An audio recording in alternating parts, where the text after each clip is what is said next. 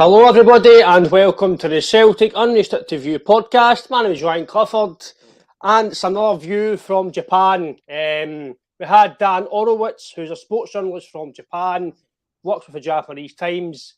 Dan, I'm really glad to have you on. Obviously, we had you on just about December, January time when Hatate, Maeda and Guchi signed, and a lot of information from you, very good feedback. And he gave the Celtic fans a lot of information. So I'm really glad to get you back on, mate, and I hope everything's okay with you. I'm doing great. It's good to be back. Thank you for having me. And I think the greatest thing about being back on shows like yours is that I get to say, I get to brag a little bit about being right, but really it's a celebration. Because I'm always happy to be right, but I think we're all happy if a Japanese player does well, and even better if several are doing well. And I think that's what we're seeing at Celtic, and it's great to see. Yeah, obviously, from yourself, you were the first person who I got a hold of information about the players, and you kind of spoke about them individually, what they maybe do, and who would maybe be the best player to start off with to come in right and play right away. And by the seams of it, Dan, from what you says, i.e. Maeda and Hatate, they were maybe the two that would kind of push forward first. Obviously, Guchi got injured. It's a bit harder. Some fans are still kind of trying to judge him, but it's very hard to judge him because obviously he got injured. But on the front of Hatate and Maeda, the information we got from yourself, Dan, it's been quite spot on because they've kind of, especially Maeda, started quite slowly, but he started to win over the fans, especially by his fitness, because he just runs all day long. I'm already fat and out of shape, but I feel more fat and out of shape every time I watch him because he's pressing the goalkeeper in the 85th minute, and then 30 seconds later he's at his own end. And it's been great to see him. He's not only contributing up front, but the fact that he is going back and contributing defensively. I think that it shows how good a fit he is for Ange's style of play, just not just on attack, but on defense. And he's a natural, and I think that he really is such an astute signing, and is an obvious signing. Again, we all thought that Maeda was going to be the first Japanese player that Ange signed, and I think now Celtic fans see why. Because he's a player who works so well in that system, and he's not necessarily scoring goal. I mean, he has scored goals, but he's so much more than that, and it's been great to see him recognized for that, because I think in Japan there does tend to be an overemphasis on, well, how many goals have you scored? I think that's the headline, but it's nice to see him get recognized for his defensive contributions as well. So I think, like you says, from the view from Japan about scoring goals, it's similar here in Scotland. If a striker doesn't score goals, he's not good enough, which is it's quite harsh in a lot of things. Because a lot of strikers do a lot more than just score goals, and we're seeing that with Maeda. Yes, he scored some goals, but he's suiting to the play very, very much so. Obviously, before talk to yourself, you kind of look at wee videos from him and you can see he's got that, but when you see it firsthand, I don't think I've seen a Celtic player be like that, shutting down. And like you say, there's been fit, but then there's been fit in the 95th minute, 94th minute, and still chasing the goalkeeper down. That's absolutely superb to see as a fan. Just the stamina, the work rate. He there are still ways that he can improve. His finishing hasn't always been the best, and I think that's really true of any Japanese striker. So I'm not going to put that solely on him. That is a mentality issue that hopefully he will improve on, being in Europe and playing in Scotland, and hopefully in continental competitions going forward. But there. Just think, if he's this fit and he's been playing nearly nonstop for 2.5 years, close to it. Think about how good he'll be once he's had a bit of time to rest. Yeah, I think that's actually very true what you say, Dan, because I noticed it with Hatate. I don't know if you've seen the Rangers game at Ibrox, but I think about 55 minutes he looked very tired, and maybe that's the game starting to catch up on him. But again, last week when he played against St Johnstone, he was good. So it's you can see they're very talented players. Sorry, but obviously touching on Maeda, you can maybe see his finishing isn't maybe to a top star striker, but everything else above that is everything that I would want as a football player. And I think especially like you says, Ange was very keen on him to come early doors, and obviously we brought Kyogo in, which I think was a bit of a surprise to yourself and a lot of the Japanese media. But I thought for me, Maeda, considering the price that we're going to get him in the summer for, I think he's very good value. Absolutely. I mean, we've discussed this. I think every Kyogo was more than fair value, and Maeda and Hatate and Ideguchi to an extent were absolute steals. It's Maeda as a player has a high ceiling. I think that as I think I said last time, I think Hatate has a bit of a higher ceiling just in terms of how far he can grow.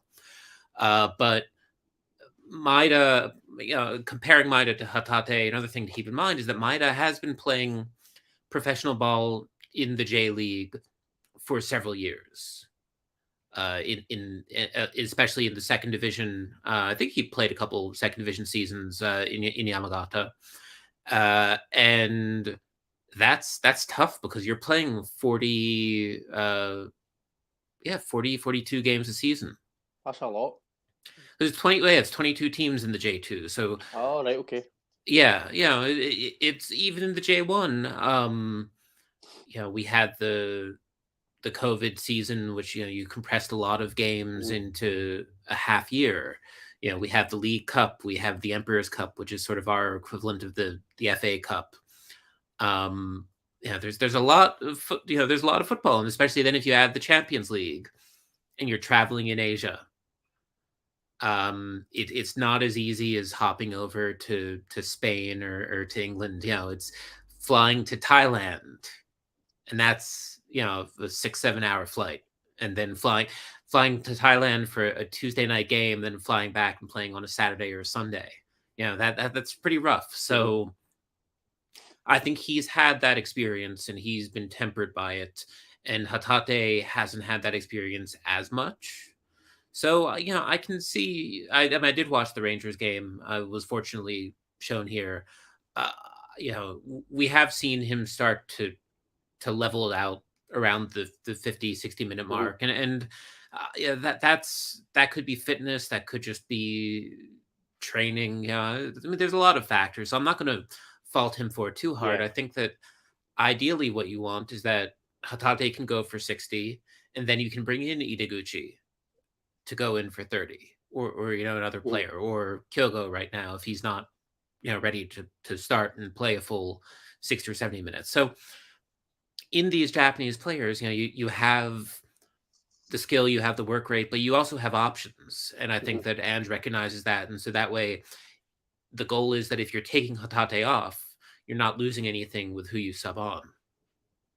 Yeah, because for me, it's true. There's actually a comment there about the Japanese players are probably it's the most work rate we've ever seen from a lot of people, and I agree with that. I've not seen as much pressing and high intensity pressing and just absolutely tearing down defenders as I've seen by Kyogo and Maeda. More so Maeda, but Kyogo as well. She's just relentless as well. It's just they're willing to fight for the team, and I think that's the thing. I don't know if it was obviously the same in Japan, but for the looks at here, from my own perspective, they're very worthy of the team. They're very much team players, and they'll put the team first and for themselves, and that's something that you don't really see a lot in football these days.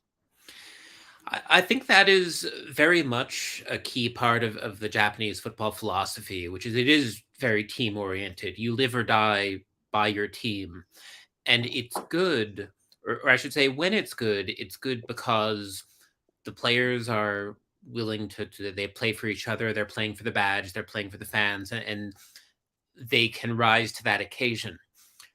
Where it is sometimes a bit of an issue is if a game isn't going so well, if you're sort of down as a team, it can be hard for you to get back up.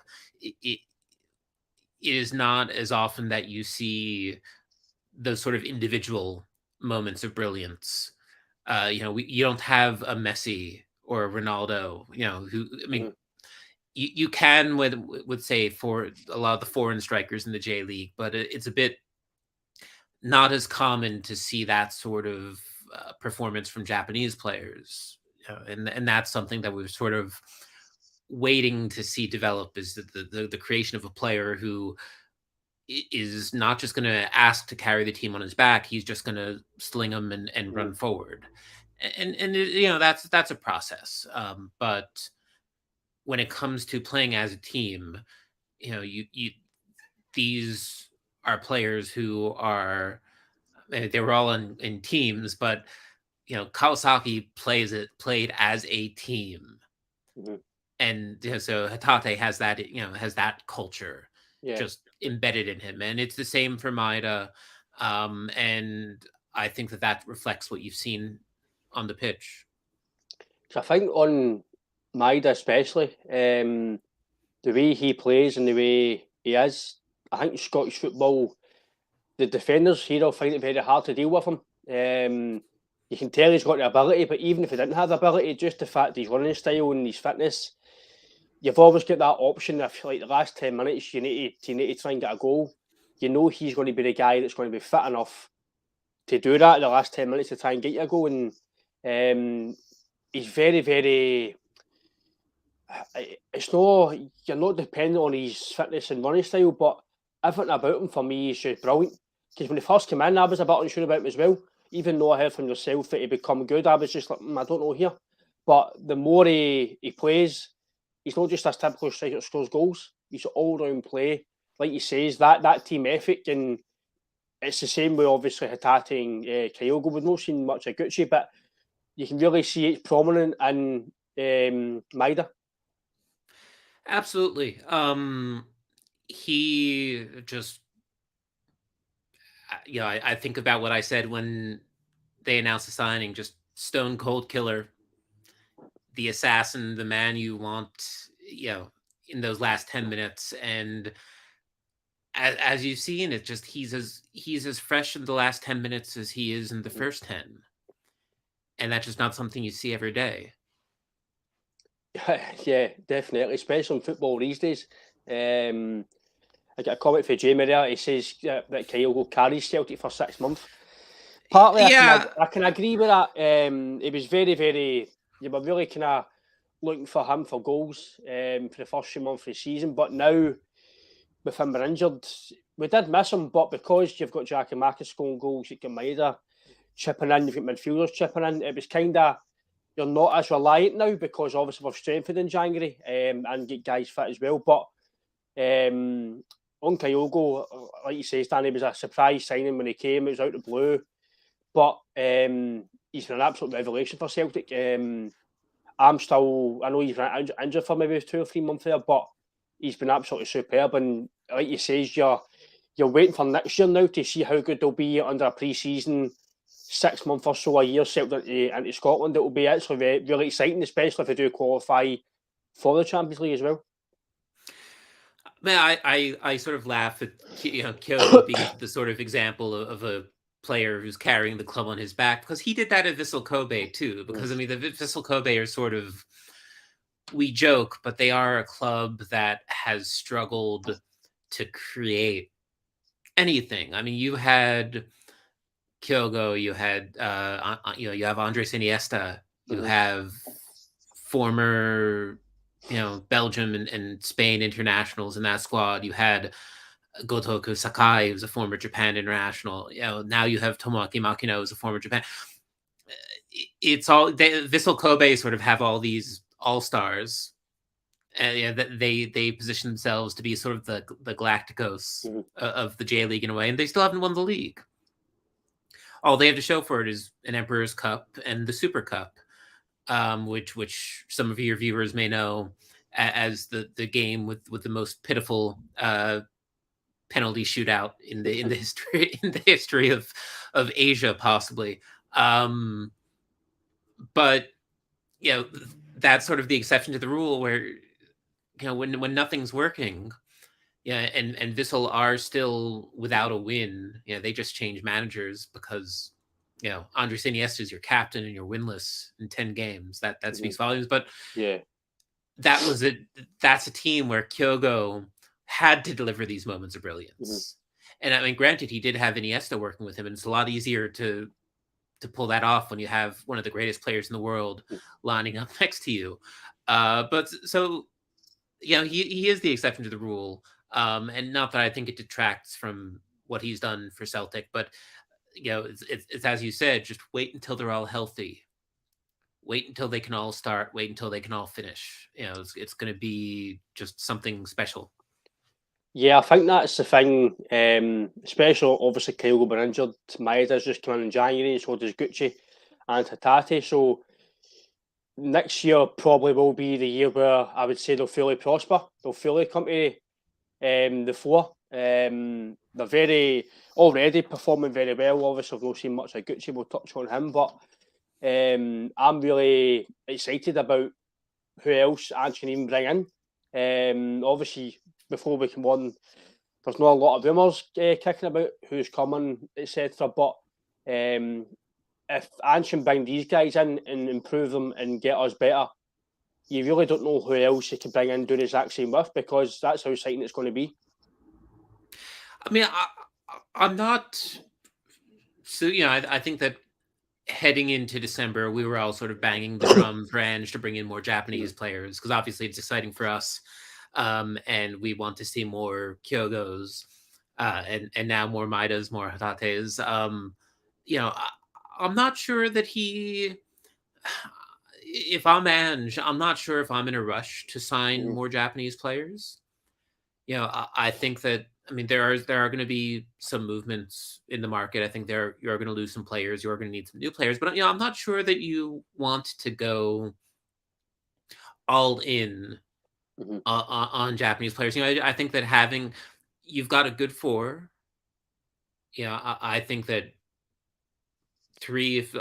at least three, if not four of them, should be sticking around. I believe Ideguchi's contract is probably 2 years. I think they're all on 2-year contracts, if I'm not mistaken. But I think that the focus, instead of just sort of trying to bring in the next, bring in another, especially with the World Cup scheduled as it is, instead you just stick with those four, make sure they're healthy, make sure they're fit, and let that develop. Because I think that does you more as a team than it does to try to sort of overdo it. Yeah, I agree in that sense. You don't want to bring too many people in and kind of rock the boat, because I brought 4 in already. They'll still need to settle again probably in the summer, then obviously kick on again next season. But for me as a fan, it's very hard to not get excited about them and what could actually maybe kind of any signs in the future. A comment as well, Dan, from Jamie. It says, is there any red hot wingers in Japan that could come? Wingers. I can't remember if I mentioned him. If you're looking at like attacking mids, wingers, who would I recommend?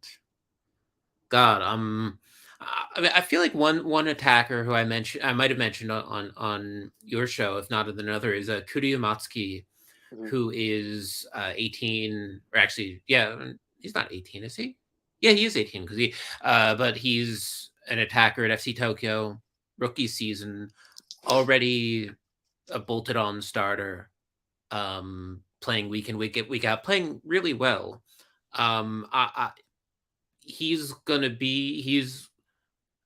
I would say right now has a 90% chance of representing Japan at the next Olympics in Paris. And I think that he'll be in Europe probably by next summer. So keep an eye on him. Too early right now it's too early, but keep an eye on him. I think that you have, you know, who I'm trying to think of. See, the problem is that the last couple J League games I have watched has mostly been foreign It's mostly been foreign strikers and wingers. I was at Tokyo Urawa, and like Urawa have Danish and Dutch and Swedish players that they've been bringing in, and they've been performing well. Kawasaki they're still relying on Leandro Damian to get things done, especially now that I'll tell you, now that Hatate is gone, Kawasaki are not looking as strong as they used to be. They're still winning, but it is definitely more of a grind. So I think, well, especially when Hatate, obviously the game at Celtic Park against Rangers, I think that was for me when he kind of put himself towards the Celtic fans, because it was unbelievable that night. And like you say, once they get a break, a rest, recover, you'll see them in a better light next year. I do believe that. But you can see that they're very, very, very, very, very talented players. Obviously, Guchi, we've not really seen much of, but I think if I remember correctly from the last time we spoke, you did say that he would be one that would maybe come a bit later into Celtic career. Yeah, it's like Ideguchi is, as I have said, as I'm going to continue to say, like Ideguchi is the benefit of the doubt signing that you give Ange. If Ange likes what he sees enough to sign him, let it happen and just wait to see how it develops. Because we have barely. I mean, he did look okay in the appearances that he had before his injury. I think you just have to wait and see what develops. Like he was always going to be that sort of player. I think my expectations weren't super high to begin with, because it did come out of nowhere. I think that at the time that he joined the team, there were injury concerns, and there were thoughts that, well, he could actually slot in and immediately become a contributing factor to the team. That didn't really happen, but that is what it is. That's football. So I'm not. I wouldn't say I'm not going to say to give up hope on Ideguchi, but it's just I'm not going to make a judgment. So I think as well, Hatate and Ideguchi, they're maybe unlucky as well, because the Celtic midfield is very, very strong. They've got a lot of centre midfielders. Obviously, Cam McGregor, Rogic, O'Reilly, he's come in and started to play really well. So they've got a lot of competition. And obviously in the summer, if we do, hopefully we win the league and we do qualify for the group stages, you're going to have more money to spend, which means you might spend more money in midfielders. So I think, but it seems that Ideguchi will have a lot to do to get into the squad. But by the seams of it, Ange has spoke very highly of him, saying he's a very, very good trainer. He trains very well, and he's very much in his mind. Obviously, he's come back for fitness. So, by obviously your point of view and what Ange is saying, there's obviously a lot of talent there. Just needs time to bed in and get used to Celtic, and hopefully slip in that slot and play well. I also think that if you make it to the group stage of the Champions League, then you do need that squad depth. Because it is a tough travel schedule, and it's there's a lot of pressure for the players. So give them time.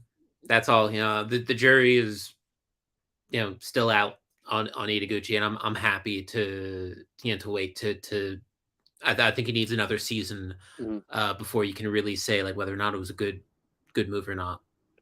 I think as well, obviously on Maeda, the fact they can play kind of anywhere in the front three, it's very, very valuable. Especially if Kyogo's injured or Giacomakis becomes injured, you can put him in there, and then you've got Jota, Abada, Forrest out wide. So you've got a lot of options with the four players. They can play a lot of positions, which is, again, like you says, if we do qualify for Europe next year, it's beneficial for the squad. Yeah, and we've talked about Hatate being sort of a chameleon, Swiss Army knife utility player, however you want to describe it. And that I do feel as though that is almost sort of hampered him in a way. Like it is. not that Ange doesn't have a vision, but it doesn't quite feel like things are clicking at 100%. And I think that could also be that his teammates aren't quite sure, how to make the most of them. And it does take time for those relationships to develop. So, I think that if you look towards the World Cup, especially, Hajime Moriyasu, Japan's head coach, has talked about how he does want players who can adapt to a lot, who can handle a lot of different scenarios, different systems. And so I think that especially for Maeda, Hatate, and Kyogo, being able to do that, being able to show that you can do that will be very important for them. As well, I've got a comment as well from Gerald. It says there must be a quality left back that Celtic can buy, because the left back situation at Celtic, Greg Taylor's doing okay at the moment. A lot of fans are kind of growing on him, but for me, if we're to go into the Champions League and play better, I think we need to buy a better left back, personally. Some fans might say different, Dan, but is there a left back maybe that can maybe play for Celtic that's in the J League, or what about that kind of part of the country that could maybe for decent money that could come in and play for Celtic? I'm trying to think.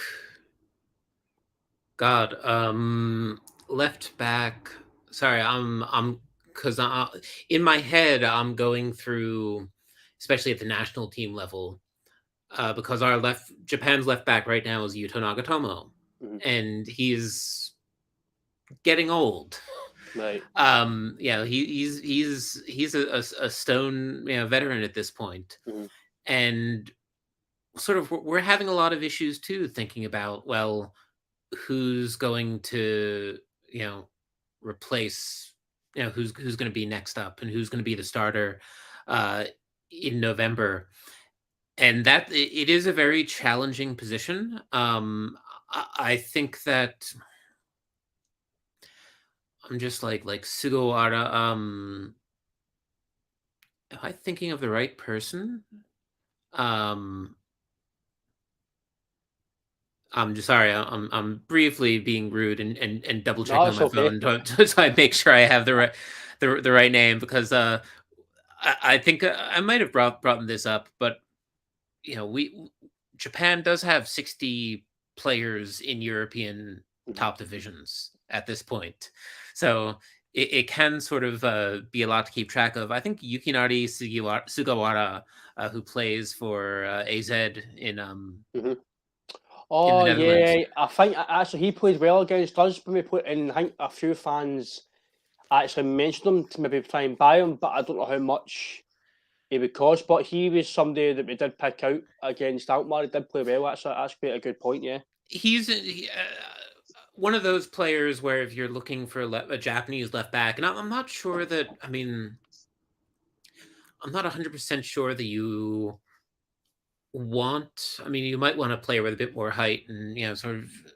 the problem with a lot of Japanese defenders is that it's hard to find tall Japanese defenders. But Nagatomo sort of broke that mold. He was about my height, and he's just was this total speedster in the prime. So Sugawara is definitely a player who I would look at. It's defenders are such a difficult position because you need the physical aspect, and you look at like Hiroki Sakai, who's sort of Japan's right back at the moment, and his nickname was sort of the gorilla, because like he one of those players. I remember I think his big breakout moment before he went to Europe was the 2012 Club World Cup.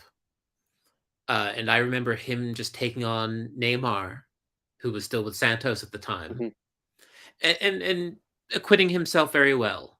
I think it was it had to be the semifinal, because Japan never got paired against European clubs when we hosted. But yeah, you need that sort of player, and it isn't always easy to find. I think that we don't do as well with the physical aspect, and we also sort of don't do as well with the sort of the gamesmanship aspect of defending. Like, it's very rare that we have defenders who can really get under the other team's skin and throw them off their game. So I think, like you says about the physical aspect, for me, Maeda, Hatate, and Kyogo have actually been quite okay that way. To be fair, Maeda puts himself about. Kyogo, even though he's quite small and nippy, he puts himself about. So I think I can agree with you. Maybe they're more technically gifted players than they are like strong physical players. So, but definitely on that left back player, he played against Celtic. He was very, very good. We actually kind of highlighted him on our podcast, and a lot of Celtic fans says he was very good, and we actually looked at could we maybe get him. But again, if he's playing with Alkmaar, we don't know how the price will be.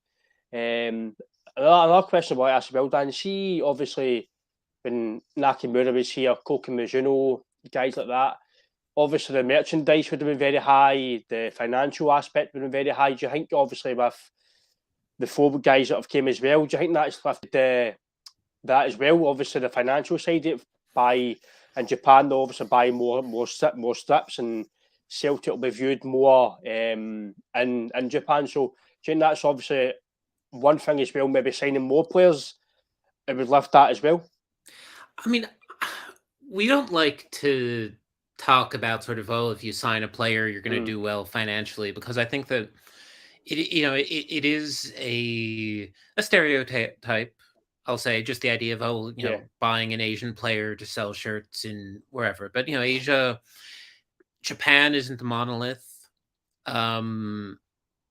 Just because you sign a Japanese player doesn't mean that you're going to instantly sell shirts or tour packages or Celtic TV subscriptions. They have to deliver. I think we're at the point where Shinsuke was groundbreaking. He was revolutionary in that way, just because you had like Shinji Ono and Hirotoshi Nakata and players like that who had made an impact in Europe. But Nakamura just broke the mold in so many ways, because he went to Italy, he was successful, and then he went to Celtic and he was wildly successful. And it's been 15 years since then, give or take. And so we're sort of past the point where, a Japanese player can be signed. I mean, Ko Itakura is technically a Manchester City player. Has he played for Manchester City? No. Will he? Probably, probably not. Takuma Asano was an Arsenal player. Is he ever going to play for them? I think he's been sold officially on a full transfer, so probably not. So I think our expectations are higher. Like, if the Japanese players go to the club and they perform in a very visible way, which you can do by playing at Celtic, then you will sell. You'll sell shirts. You'll sell the merch. I believe.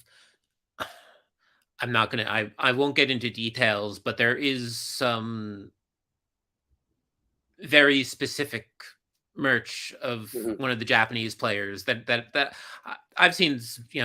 The samples of. I think like that will be coming out. They know what they're doing, and they know who they're marketing to, and I think those will do very well.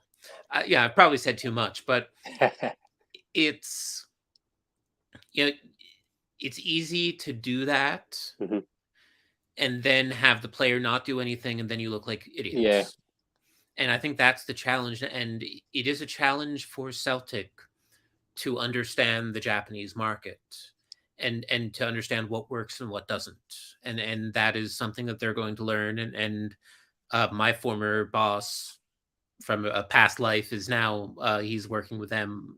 His company is working with them on social media stuff, and marketing strategies, and it does take time to figure out. And not every club does it right, but the clubs that do that do get it right will find that they can develop a very loyal audience, a very loyal fan base in Japan that will not only stick with them when the Japanese players are there, but stick with them after the Japanese players have gone.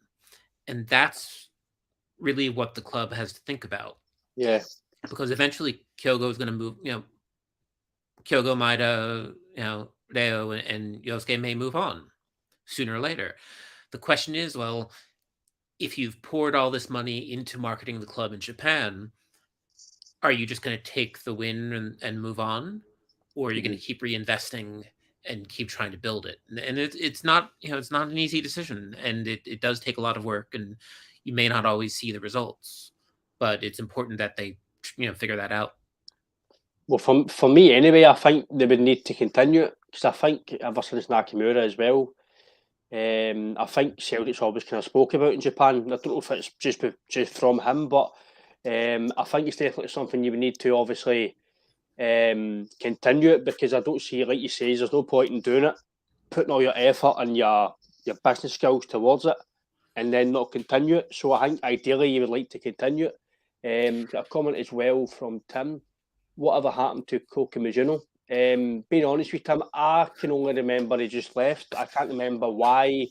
I don't know if it's because he wasn't good enough or he didn't give a chance, but I don't know if Dan would know more. But I can't really remember why exactly it didn't really do well for him. Don't know if it's because he came in at a stage where he was thrown in the deep end. I don't know. I can't remember. But from my remembrance, I just think he wasn't good enough. But I can't really remember too much.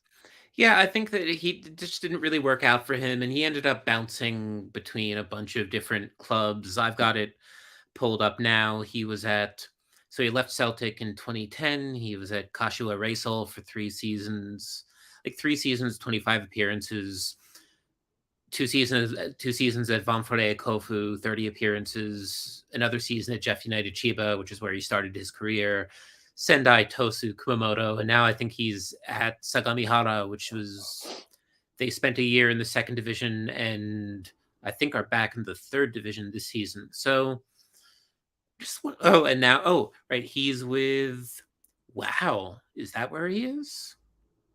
So he is with Hayabusa 11, which is a club in the, I have to do the math here, J1, J2, J3, JFL, Kanto 1, Kanto 2, Kanaga. All right, so he's in the 7th division, the 7th flight of the pyramid. Right. I'm pretty sure, unless Hayabusa are in the Kanagawa 2nd division, that would put him in the 8th. But regional leagues, or I guess not even regional, prefectural. So I don't know what the equivalent would be over there, but it's just sort of end of career type. Not ready to retire quite yet. And I'll comment as well, Dan, from Tim. Should Celtic do a merchandise line specifically for the Japanese market and a tour? I don't know if that's something that could be implemented, Dan, because I think it would definitely benefit the club anyway. Well, as for the sort of Japanese specific merch line, I'll refer you to my previous comments and leave it at that. Yeah. I do believe Celtic fans will have a chance at part of it, but most of it will be for the Japanese market. As for the tour, it's just a question of when fans will be allowed back in, because right now Japan is closed to tourism. Right, okay. And we've reopened to students, to workers. I believe there are actually visa exceptions that are being given to immediate family members. But we're still closed to tourists. We don't know when that's going to open. And I think they're waiting until they can guarantee that, because I don't think that a Celtic tour makes sense unless you can have thousands of Celtic fans flying over, tour packages, get them to 2 or 3 games in Japan, and really make a thing out of it. The one positive signpost that I will say exists is that the NBA is coming here in late September. I believe it's late September, early October. I could be off by a month, but they're doing 2 preseason games here, which they last did in 2019. So if the NBA is confident enough to come over here, I think that's a positive sign that we're getting to the stage of the pandemic where at least we accept that whatever happens, and that people can travel. But as for when fans can happen, I think that next summer makes more sense than this summer. I don't think that they want to throw something together at the last minute. Especially when you look at what happened with the Australia tour that's Yeah. been announced, and that is a bit Yeah. not that Celtic really has anything to do with that, but like I did see some rumors that, well, maybe after that Australia tour, Mhm. that Celtic could fly up to Japan and do a quick friendly, and they make no sense to me Mhm. because the biggest appeal of doing a tour in Japan is that you can bring the Japanese players, and you won't be able to do that right before the World Cup. Mhm. Yeah. So I think you wait till the summer. You do it as early as possible, like June. Just if you're going to sell Kyogo, Maeda, or Hatate, you just hold that off until Mhm. July, and you get the friendly tour in June. You get the bag, and then they transfer, and it's a big deal. And I think it'll happen. I think everyone wants it to happen. Um, on the media side, on the marketing side, the fans want it. I'm sure the J League would love to have it. It's just a question of when it can happen. Yeah, well, that obviously goes on to another comment. I don't know if you've seen it there, Dan. Obviously, will Celtic come out for a friendly tour? That obviously touching that topic. Another question from Tim as well. He says, "Who's the best left back in Japan?" Hmm. I don't obviously I don't know if that's a question to put to us to sign or if that's a general question. Who's the best left back? Because let's be fair, I think for me anyway, Dan, I think Celtic need to get a left back. So if you can get us a left back, we can try and get him. I mean, among the best, I believe Shintaro Kurumaya of Kawasaki. I think he was the best 11 pick for left back last season, a couple seasons. Oh, to sign. Yeah, I mean, Kurumaya is a bit old. Also, he just got injured, and he's going to be out for a few weeks. So I don't think that he's ready to sign. Gosh. There's another player, and I can't remember if he's a fullback or more of a center back, and I'm going to look that up very quickly. But here's just one to look out for in general. Defender, let's say, and his name is Henri Chase. He's 18 years old, just graduated high school, and Stuttgart signed him. So he's half American, half Japanese. Right. He's played for Japan's youth teams. He actually did participate in a training camp. You may remember that Japan was supposed to play Uzbekistan Yeah. in January, and that was supposed to be an Mhm. all J League squad. And so he took part in that camp, and it didn't that friendly didn't happen because of COVID. He is also right now. If I were putting money on him to play in Paris, I would keep an eye on him. He's going to play a year with Stuttgart's reserve team, I believe. Right. Just to get him integrated, but he's got the potential. If you look at his play as a high schooler, he's got the potential to really do some magic. Tim says, ideally 6'3" and quicker than Maeda. Oh well, look, I'm not a miracle worker. No, but I think Tim, that's been wishful thinking. Coming from Dan, he says, "Hi Dan, what was the general opinion in Japan on who was going to be better, Kyogo, Maeda, and how highly is Guchi rated in Japan?" I think from our comment, thanks for that, Barry. I think obviously from our conversation, Dan, I think Kyogo was obviously and Maeda were the two that were going to be the front four, and then Hatate, and then obviously Guchi. But yeah, that's quite a good question from Barry. I have to say, I think if I had to pick, I think Kyogo was rated a little bit higher. I think that Maeda, with just the contributions he's making to Celtic defensively, I think that his place in that pecking order is going to be reevaluated. Mm-hmm. If you were to really twist my arm, in January I would have said Kyogo. I think that Maeda has the potential to meet that level. But I mean, they are also sort of different types of players. I mean, Kyogo isn't gonna have that pace for 90 minutes. Yeah. And I think he's just Kyogo is much more of a dynamic attacker. Whereas Maeda is sort of like he's a bull. You just point him in the direction and you wave the red flag and you get out of the way. And I think, they're all our children and we love them equally. But, it is really, I hesitate to compare one to the other because they do fulfill different roles in the attack and they accomplish different things. And I think they both contribute a lot in different ways. You obviously said the player went to Stuttgart. Jamie says, would he have cost a lot of money to Stuttgart? Was he quite a lot of money, the transfer fee? I mean, I'm not sure how much Stuttgart would charge, but he was a high schooler. He went on a freebie. All right.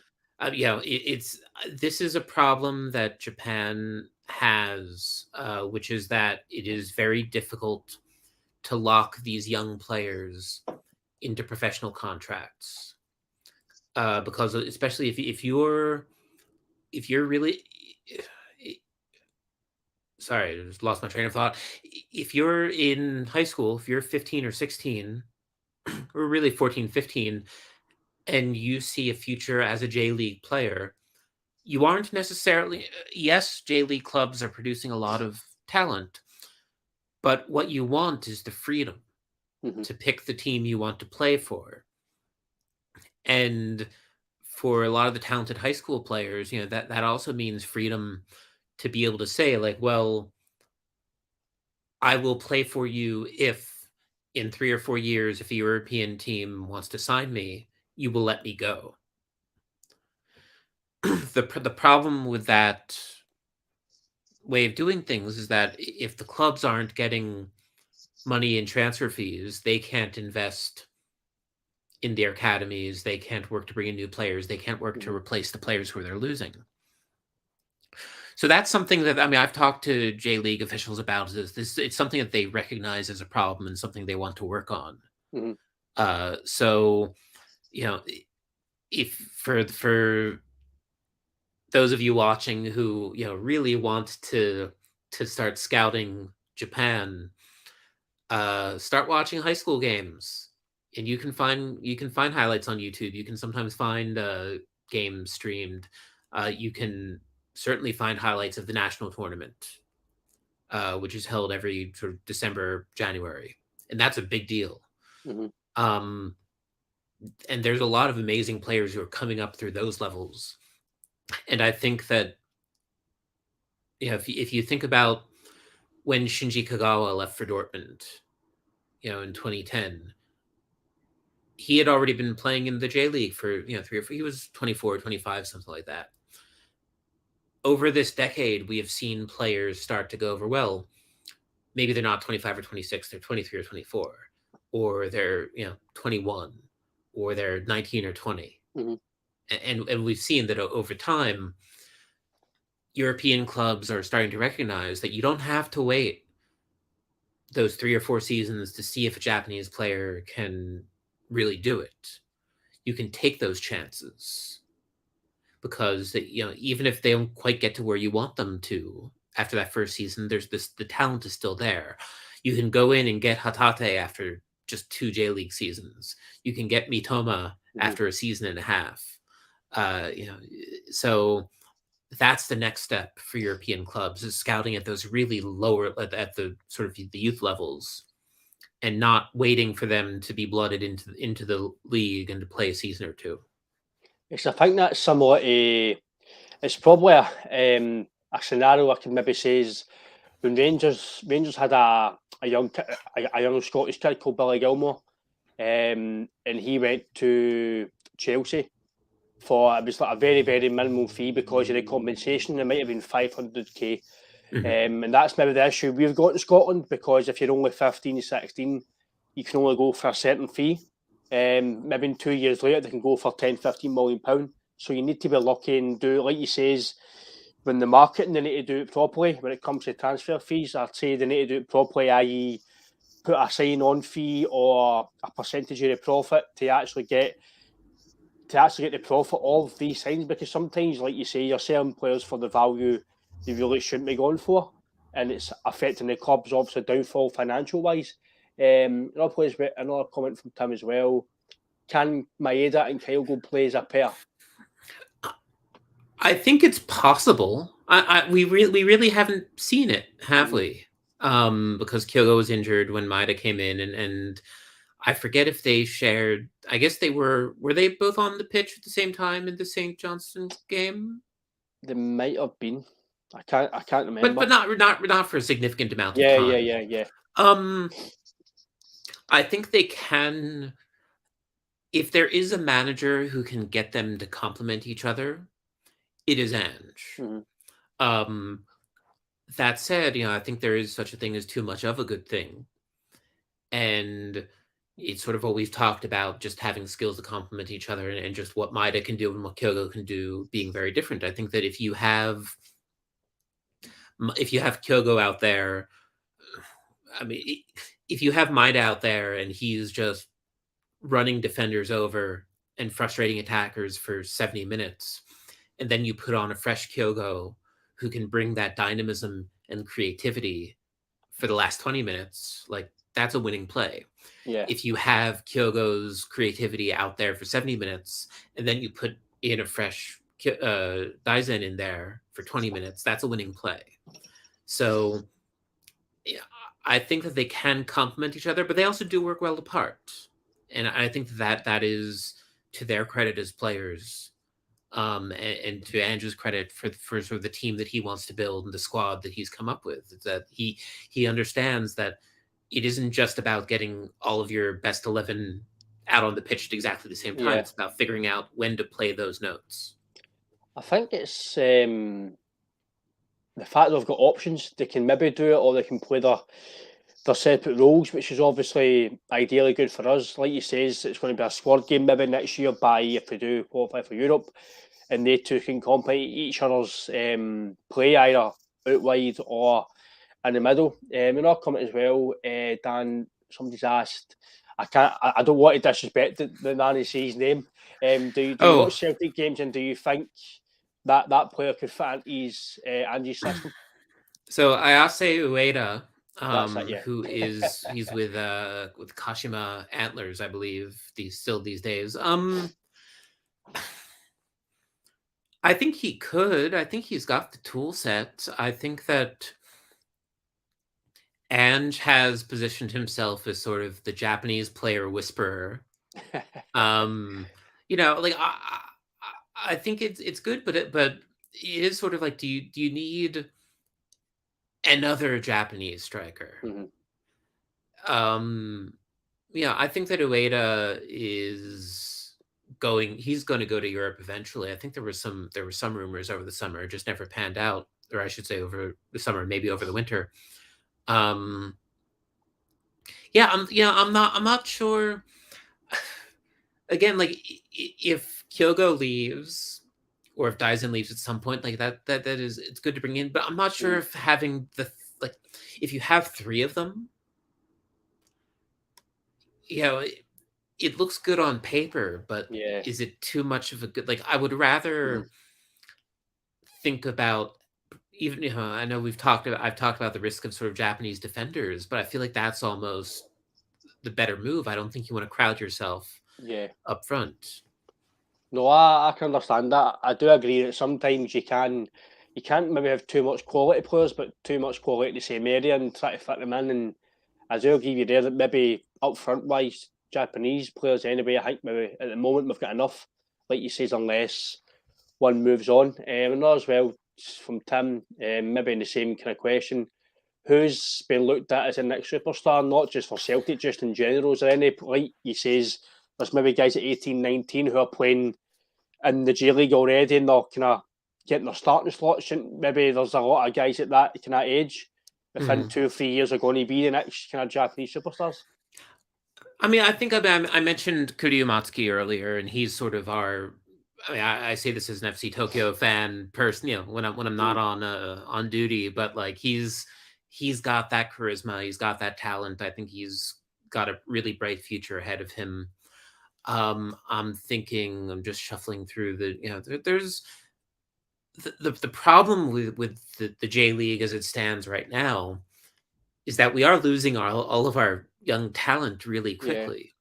For my money, like Kaoru Mitoma, who's at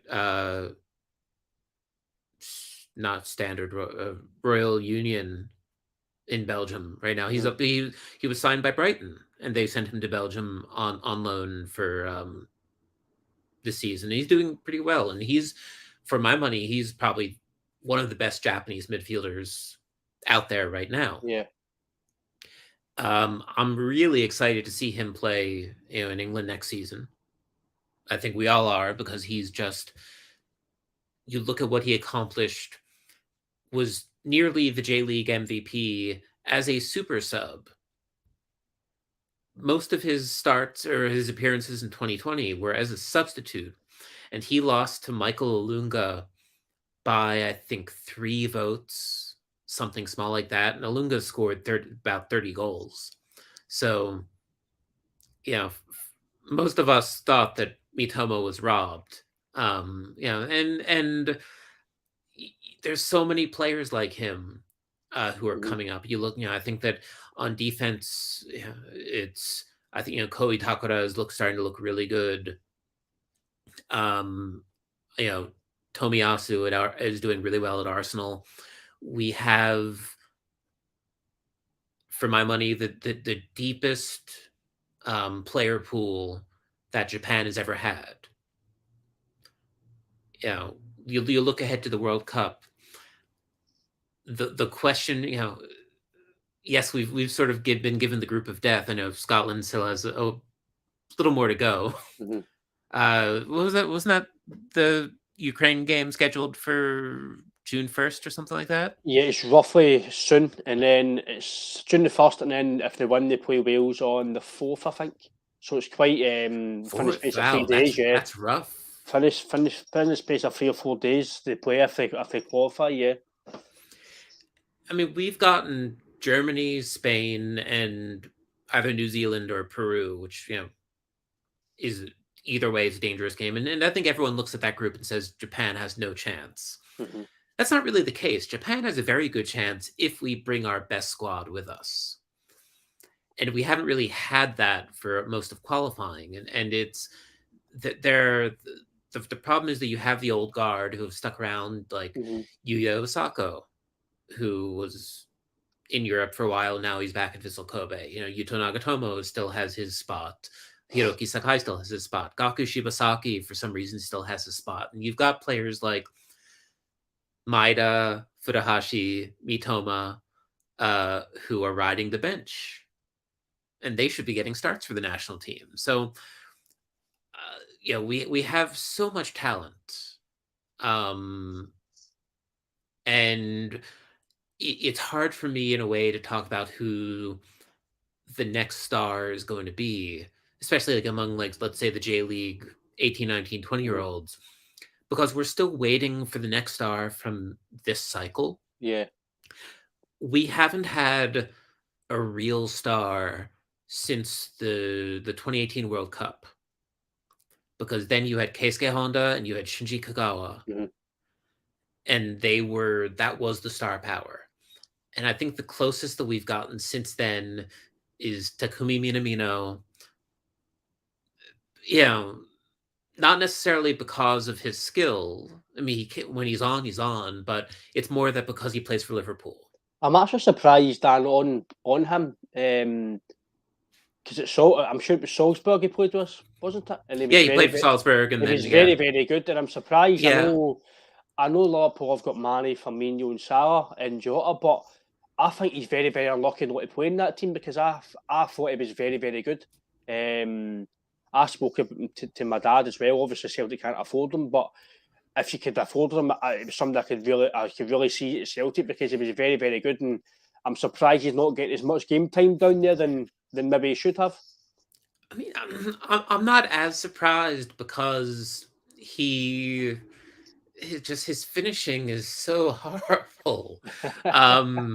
There was one run where he scored in like 9 or 10 straight World Cup qualifiers, and that's easy to do in the early group stages when you're playing Mongolia and Myanmar and Tajikistan. Like, it's easy to put up. I mean, Japan did it twice. They won 10-0 and 13-0 or 14-0. I should know. I was there for both of those games. It's just ridiculous. But like, you have to be able to get it done against Saudi Arabia and Australia and China. And he didn't really step up as much in those games. He had a lot of great chances, but he missed them all. And so you had players like Junya Ito, who plays in Belgium, and he's another just really talented player, step up and deliver. It was a very ugly qualifying group for Japan. Like, it looked, I think that the table made it look far more comfortable than it was to actually watch the games. And it just been, it's an issue with who Moriyasu was selecting. It was an issue with the fact that these qualifiers did take place during the pandemic, and just, we don't know who our star is. Yeah. And that, in a way, that is, and this goes back to what we talked about earlier about how Japan plays well as a team. Who Japan is when you don't know who the star is almost a little more dangerous. Because I think back to the 2010 World Cup, when we went in expecting a complete disaster and ended up getting, a shootout away from the quarterfinals. And that was a team where you had, like, Shunsuke's selection was very controversial. Very, very, very controversial. There was talk of protests at the sort of send-off friendly to get the coach sacked. Keisuke Honda, was not quite. He had not achieved. He had not sort of molted into the weird butterfly that he is today. But he was getting there, but he wasn't quite. The Keisuke Honda personality had not been completed. Yeah. And other than that, it was just this weird group of mostly Japan-based players, and it all meshed at the last minute. And so maybe that's what we'll see in November, but it's going to be, I mean, they'll have to figure it out, because I think that the difference between then and now is that then you still had most of the national team playing in Japan. Now you have most of the national team playing in Europe. I think it's been interesting speaking to yourself and getting information about Japanese football, because without talking to guys like yourself and guys coming over here, you don't really know much about it, because you don't really get the coverage over here in Scotland. Yes, you can maybe search YouTube, but unless you delve into your own research, you don't really get to hear or see much. So speaking to guys like yourself, it's very informative for me personally, and hopefully for fans as well, and to really get to grips with Japanese football and the players and the mentality of the players. And it's not just because they're good players, it's the rest about the club and the teams you play for, the ethics about them as players and obviously as people. And it's been great, Dan, to find out all that. And obviously, you're working in Japan Times. Hopefully COVID's kind of hopefully come to an end soon, the restrictions, etc. How's it been for yourself? Obviously, you were saying you've been quarantined and stuff. How's it been the last while for you, kind of working wise? I mean, since we last talked, I was in February. I covered the Olympics, the Winter Olympics in Beijing, and that was an experience. I'm very lucky to have now covered not just 2 Olympics, but the 2 strangest Olympics in the history of the games. And now it's like looking forward. It's the fact that I'm. It's been a weird couple of years. I will say I went to 2 games last weekend, which I think I mentioned it. And the nicest thing has been that I think at the Kawasaki game, there were 17 or 18,000 people. Then at the FC Tokyo game, there were 22,000. And those are numbers that we did not see over these last 2 years, when the J League's average was, I think, 5,600 and then maybe 6,500 last season, because I think the caps were reduced. Excuse me, were lifted at the end, and it's tough because I think, I mean, I'm personally, I'm very passionate about the league, and the culture we have here. I know that I sort of, I get some stick for sort of being the weirdo who talks about Japanese football all the time, but I, my background, as an American who watched soccer every 4 years, played it, until junior high school, and that was sort of it. The culture didn't really click with me until I moved here and started following the J League. And it really is, we don't have the 100+ year history of Scotland or England or, Spain or, a lot of these clubs that can claim that they've been around for more than a century. But I think that when it's, it shouldn't be so easily dismissed, because the culture is there. It's young, but every country's football culture was young at some point. But the passion is there, and there is a history there. It just might not be as long, but the history is there. The J League is about to celebrate its 30th anniversary. I think that it was founded in 1992, so this is technically the 30th birthday. And then next year will be the 30th anniversary, because the first J1 season was in 1993. Since it was founded, the J League was launched to help professional football in Japan, and to help the national team develop. Japan missed out on 1994, but since then, 7 straight World Cup appearances now. I don't know when the last time, I forget when the last time Scotland made the World Cup was. A long time ago. It's been a long time ago. A long time. And obviously, Scotland has to qualify in the toughest continent in the world.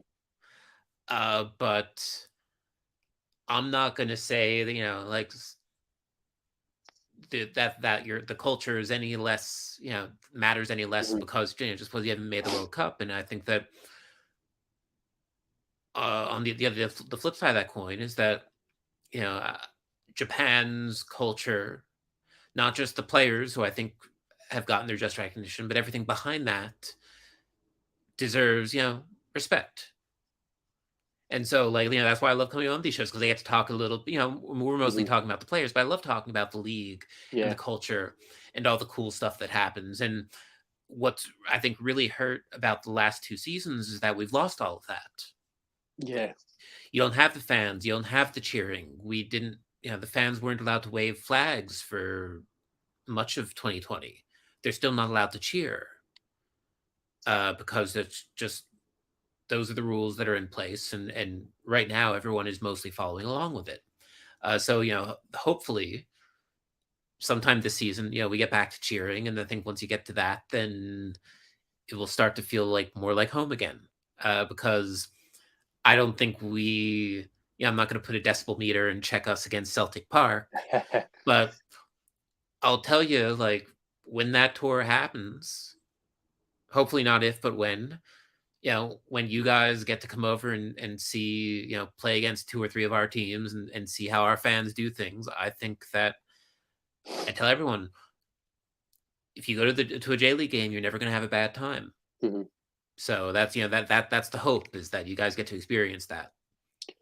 I think it would be very kind of interesting to go to Japan, obviously, to see the games as a fan.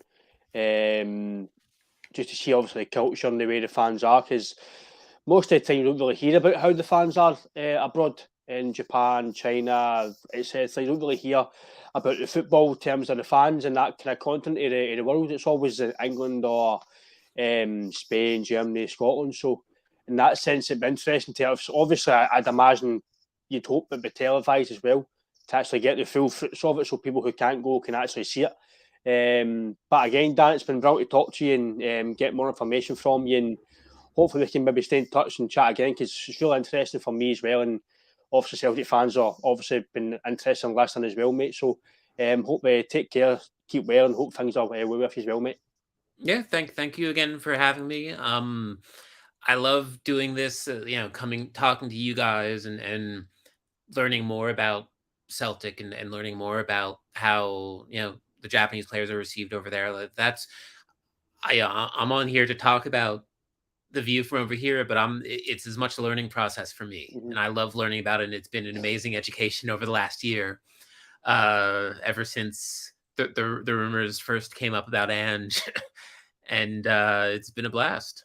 And I'm always happy to come on and do it again.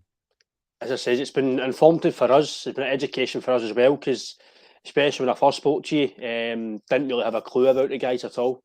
Didn't really have a clue about Japanese football, and the more you speak to guys like yourself, you kind of learn more, and it kind of gets you want to go and look at it more.